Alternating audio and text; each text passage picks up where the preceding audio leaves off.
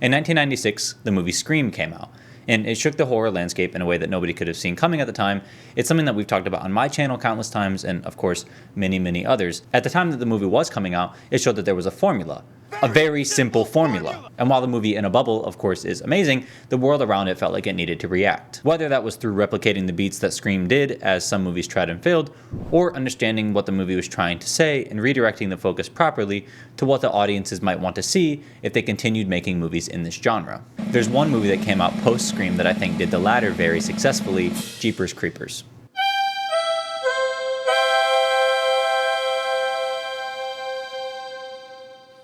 Not only is it a movie that in a bubble is good, just like Scream, it's a reaction to what the horror genre really needed to be refreshing and what the audiences wanted to see. Scream was the voice of the people, and Jeepers Creepers was the voice of the studios and writers at the time saying, "We hear you." There were a handful of issues that were plaguing the genre at the time. This movie is Friday the 13th, the final chapter, an immoral and reprehensible piece of trash that sold more tickets on its opening weekend than any other movie so far in 1984, and that is a very, very depressing commentary. It really makes me sad to think of all those moviegoers spending $4.50, $5. Specifically, you could look at Scream and say that it was picking apart the slasher subgenre, but looking at the movie through the gender analyses that were happening post the 80s slasher boom, this director and screenwriter reacted not with a slasher, but with a contemporary monster flick.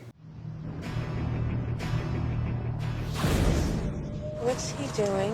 The hell is that? Before we even get started, I do want to point out that the dude that directed this movie is a colossal piece of shit, and I don't recommend supporting him at all. I do recommend watching the movie though, and I do not condone piracy. That is bad, it is immoral and illegal. But if you could find a way to watch it without supporting him, great, do so. Now, trying to keep in order with how the movie goes, let's talk about Trish and Derry first. Brother and sister combos aren't something new to the horror genre, let alone movies themselves, but this one is a bit interesting as I do think that we get a focus shifted into a more general neutral setting dialed into either of these characters. I really like the way that Carol Clover, president of gender studies in the horror genre, says in her book Men, Women, and Chainsaws that characters aren't boys because they're boys, they are boys through their actions, or vice versa, they're females through their actions.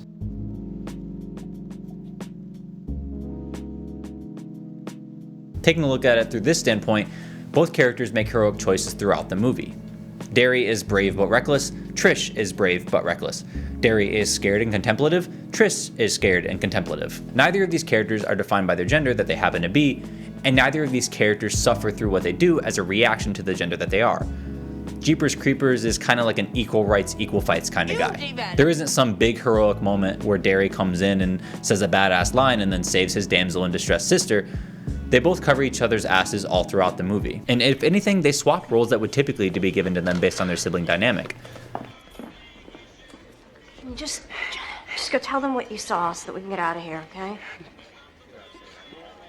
Come on, Brat! I mean it.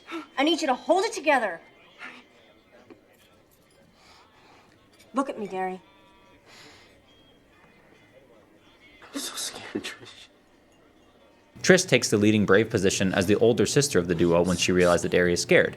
And Derry is clearly the one that is freaked out as he feels that he's the one being targeted. In a lesser movie, or a pre-Scream movie, dynamics like these weren't being put under a magnifying glass and were really limiting the roles that these characters could take up within the confines of a screenplay, at least in the more studio-defined horror landscape. And as far as staying within the borders of the screenplay, there is another trope that really limits the emotions that we can feel for these characters, and that's how smart the characters are with how and when they defeat the villain. She must assume that he's dead, because she then just kind of like sits on the couch and throws... I need her to not do that. That pissed me off so much. What pissed me off is the amount of time she has this knife in her hand and she just like throws it. She throws it away. I'm like, think about as far back as you can remember and about how many times that you watched a character get the villain on the ground and then you said, okay, now beat the shit out of him. But of course our heroes drop the knife, run away, and are eventually chased after again. This is of course mocked when Sydney brings up the blonde bimbo girl running up the stairs when she should be going outside, and when Randy says that the killer is going to come back for one final scare. And after Scream, our characters are now expected to fight back, to shoot at them one last time, and to know that they're going to jump out of the closet. After Scream, if screenwriters didn't listen, the audience would have collectively groaned. We know, they know, and we know that they know how to write these characters to keep them engaging for us. If they don't give us smarter characters, we're just seeing the same scripts over and over again, and then we're right back where we started before Scream. So, how did Jeepers Creepers react?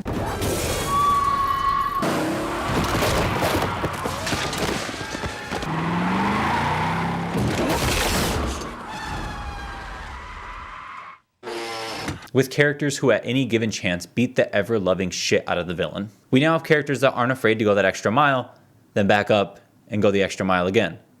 And then back up and go the extra mile again. Not only are our characters smart now, the movie goes further and gives us a villain where it doesn't even matter.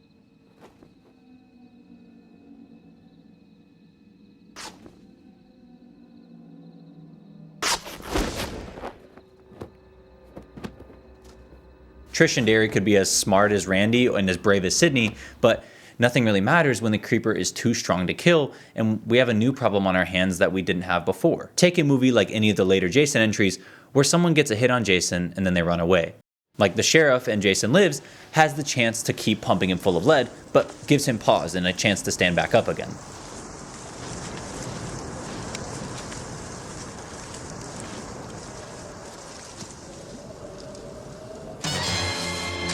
Jason in these scenes is now established to be an unstoppable killer if he's given the chance to get back up. We aren't given a character here who is smart enough to continue laying into him despite the fact that he's already down. But then we're given a character like the Creeper who gets up despite not being given the chance. The main threat, like the Creeper, is often not the only driving force behind why we feel these characters are in danger. We have to couple that threat with our characters having a lack of support around them. Whether it be their friends abandoning them before the threat meets them in the dark, the adults in town not believing the threat exists, or there being a lack of resources to defeat the threat. Horror is not lacking in this department, except in the case of Jeepers Creepers. Given only the accounts of Trish and Derry and someone looking through their car, and even without the knowledge of the Creeper being a supernatural force, the police do their jobs to protect and serve, like they're supposed to. This guy is after us! He's after us because he knows what we saw! And now he even knows my name!